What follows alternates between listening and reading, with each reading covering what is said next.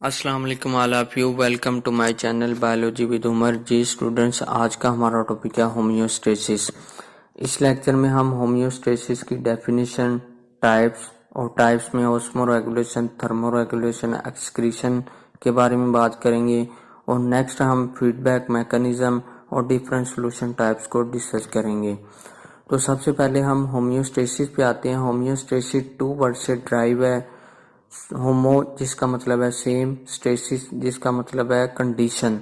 और अगर हम इसे प्रॉपरली डिफाइन करें तो एक्सटर्नल इन्वायरमेंट में होने वाली फ्लक्चुएशन से बॉडी के इंटरनल इन्वायरमेंट को प्रोटेक्ट करने वाला जो प्रोसेस है उसे हम होम्योस्टेसिस बोलते हैं। मतलब ये बॉडी के इंटरनल इन्वायरमेंट को मेंटेन या रेगुलेट करता है। होम्योस्टेसिस बेसिकली इंटरनल इन्वायरमेंट को एक नैरो रेंज में मेंटेन या रेगुलेट करने की सलाहियत रखता है और इस वजह से हम बर्ड्स और एनिमल्स को वार्म ब्लडेड कहते हैं। वार्म ब्लडेड ऐसे एनिमल्स या बर्ड्स होते हैं जो कि अपने इंटरनल इन्वायरमेंट को मेंटेन करते हैं या रेगुलेट करने की सलाहियत रखते हैं, अगरचे एक्सटर्नल इन्वायरमेंट में जितनी मर्जी फ्लक्चुएशन है। नेक्स्ट पे है होम्योस्टेसिस की टाइप्स और इसमें सबसे पहले ऑस्मो रेगुलेशन है जिसमें इंटरनल बॉडी के साल्ट्स और वाटर को मेंटेन या रेगुलेट किया जाता है। सपोज एक्वेटिक कंडीशन है जिसमें वाटर सप्लाई बहुत ज़्यादा पाई जाती है, तो इन कंडीशन में प्लांट्स और एनिमल्स एक्सेसिव वाटर को लॉस करने के लिए जो अडाप्टेशन करेंगे उसे हम ऑस्मो रेगुलेशन में काउंट करते हैं। उसके अपोजिट टेरेस्ट्रियल कंडीशन है जिधर वाटर सप्लाई बहुत ज़्यादा कम होती है, साल्ट्स कम होते हैं और उनको मेंटेन करने के लिए या रेगुलेट करने के लिए इंटरनल बॉडी में जो एनिमल्स और प्लांट्स अडॉप्टेशन करेंगे उसे हम ऑस्मो रेगुलेशन में इंक्लूड करते हैं। उसके बाद सेकंड पे है थर्मो रेगुलेशन।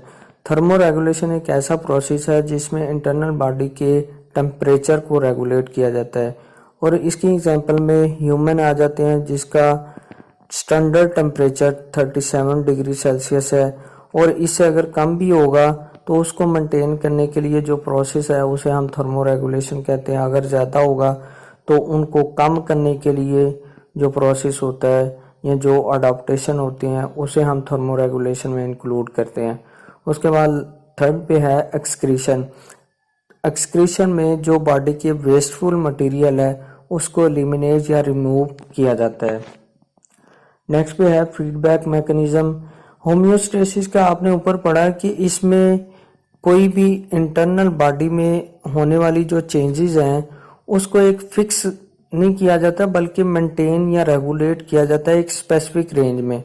और इस मेंटेनेंस में या रेगुलेशन में जो प्रोसेस काम करता है उसे हम कंट्रोल सेंटर कहते हैं और जिस मैकेनिज्म के जरिए काम करता है उसे हम फीडबैक मैकेनिज्म कहते हैं। फीडबैक मैकेनिज्म में बेसिकली होता क्या है कि उसमें चेंजेस को डिटेक्ट किया जाता है और इफेक्टर के जरिए उन चेंजेस का रिस्पॉन्स किया जाता है और इस मैकेनिज्म को हम फीडबैक मैकेनिज्म कहते हैं। और इस कंट्रोल सेंटर के बेसिकली 3 मेन कंपोनेंट्स हैं जिसमें रिसेप्टर है, कंट्रोल सेंटर है और इफेक्टर है। रिसेप्टर में क्या होता है कि जो बाहर से आने वाले स्टिमुलाई है उसको डिटेक्ट किया जाता है, मतलब कोई भी एक्सटर्नल इन्वायरमेंट में जो फ्लक्चुएशन हुई है उसको डिटेक्ट किया जाता है और उस डिटेक्शन का जो मैसेज है वो नर्व इम्पल्स के जरिए कंट्रोल सेंटर तक पहुंचाया जाता है। कंट्रोल सेंटर ब्रेन या स्पाइनल कॉर्ड को कुछ कंडीशन में कहा जाता है। नेक्स्ट पे कंट्रोल सेंटर के बाद इफेक्टर है जो कि कंट्रोल सेंटर से आने वाले नर्व इम्पल्स को का रिस्पॉन्स करता है। उसके बाद फीडबैक मैकेनिज्म को भी फर्दर 2 टाइप्स में डिवाइड किया जाता है, पॉजिटिव फीडबैक मैकेनिज्म और negative feedback mechanism. Positive feedback mechanism में क्या होता है कि इसमें एक्सटर्नल इन्वायरमेंट में आने वाली फ्लक्चुएशन की वजह से अगर इंटरनल बॉडी में पॉजिटिव चेंज आए तो उसको हम पॉजिटिव फीडबैक मैकेनिज्म कहते हैं। लेकिन अगर एक्सटर्नल स्टिमुलाई से बॉडी में नेगेटिव इफेक्टर रिस्पॉन्स शो हो तो उसको नेगेटिव फीडबैक मैकेनिज्म में इंक्लूड किया जाता है। Thank you for this.